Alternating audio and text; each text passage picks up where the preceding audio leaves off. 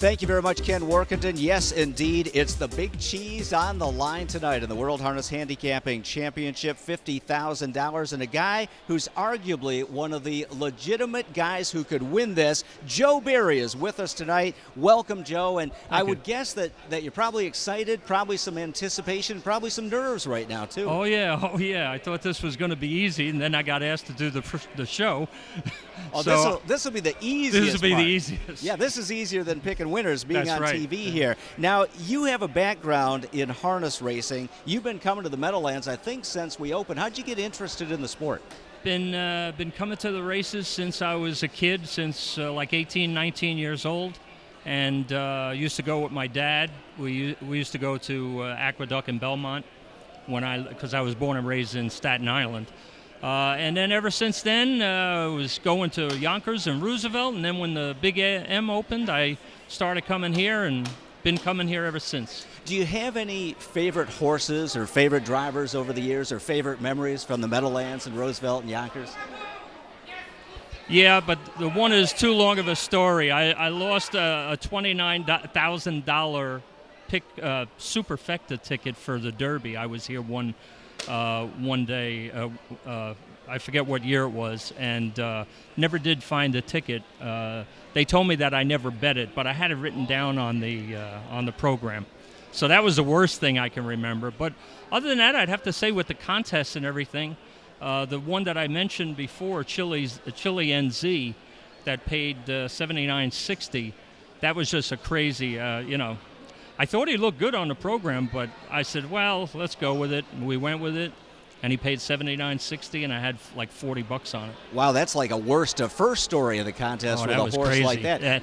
Actually, I didn't win. I finished third. Somebody else the two other guys had him as well. So, but I felt proud of that because I'm not a long shot player. When did you start playing in our contest? When did you first get involved?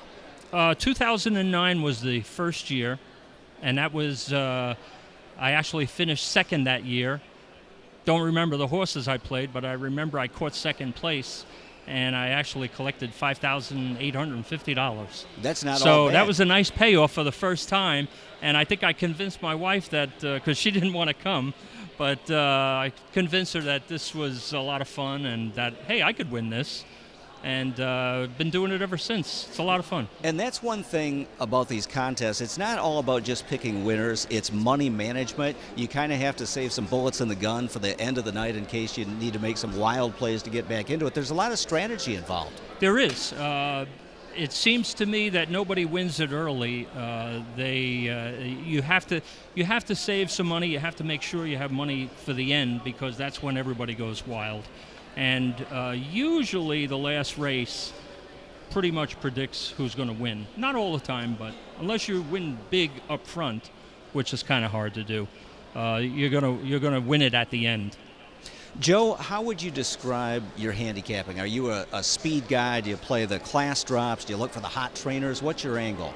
Yeah, I think all of the above. I read the racing, the harness racing form. I'm not a colors player or a numbers player or anything like that. I really go by look at the class, look at the closing times, look at the overall times, see if a horse is dropping. There's all kinds of things on the form, so I try and take my time and look over all the races before the races go off. Now, a lot of the guys competing are sitting up in the gallery tonight at a little reception we have for the players there. Will you sit with the gang, or do you stay by yourself and kind of focus on what you're doing? Well, actually, I'm with my wife tonight, and we're sitting in the teleworld or the race theater, whatever it is. We usually sit there, and it's a lot of fun. It's kind of, it's not out with the whole crowd of people, but it's kind of quiet in there, and I can do some thinking. And so that's where we usually go. One of the big curveballs tonight, most of our top drivers, our regular drivers, are racing at Pocono in elimination races for some big Pennsylvania stakes over there. So you've got a lot of guys that maybe don't drive here on a regular basis. How tough is that for you when you're factoring in your handicapping? Yeah, it's tough. I mean, you look at, especially here lately with the Meadowlands, there's been a lot of guys shuffling in and out. You don't have the T-Tricks and the Gingras every night. And so you got a lot of different guys, but it seems as though as far as favorites and things like that, if you can look and see what they pick to drive, and that usually will help you a little.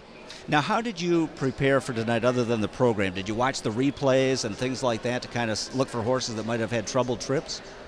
I do. Once in a while, I'll go back and do the replays when I'll start looking at these races for the weekend, like Wednesday or Thursday, and sometimes sooner. Yeah, I go through the replays and stuff.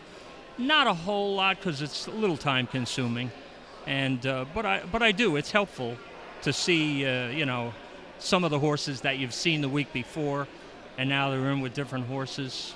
So you want to really kind of get an idea of where they are.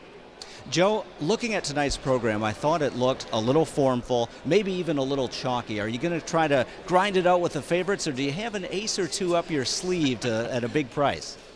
Yeah, I've picked out a couple of horses that are not favorites and not even second or third choices currently in the morning line. So we'll take a look at them. With this tournament, you're able to also bet place and show. So, if a horse is 3 to 5 or 1 to 5, it's not worth betting. I might bet, a couple of favorites here and there, but I'll try and pick out maybe some kind of a price horse. And maybe if I feel good, I'll play him for win if I'm winning, or maybe I'll just play place or show. Okay, Joe, well, I won't ask you for the names of those horses because I know you'd have to shoot me if you told me, and we certainly don't want that to happen. It was a pleasure to meet you. Best of luck tonight in the World Harness Handicapping Championship, and stop by a couple times during the night, give us an update. We'll see how you're doing. Sure. Joe Thanks, Barre, Dan. ladies and gentlemen, one of our top contestants in the World Harness Handicapping Championship this evening at the Big M. We'll take a quick time out. Hollywood Hayden climbs into the air chair to tee up tonight's racing program.